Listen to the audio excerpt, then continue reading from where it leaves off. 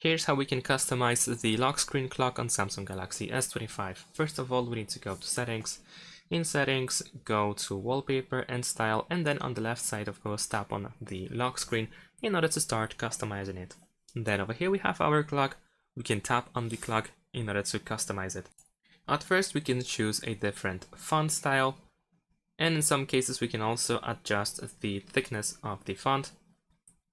Actually, in most cases it is not possible to adjust the thickness. If you have custom fonts, then of course you can just choose them as well. We can switch the color. We can set it to automatic, and if you scroll all the way to the right, we can also find some gradient options as well as the color picker.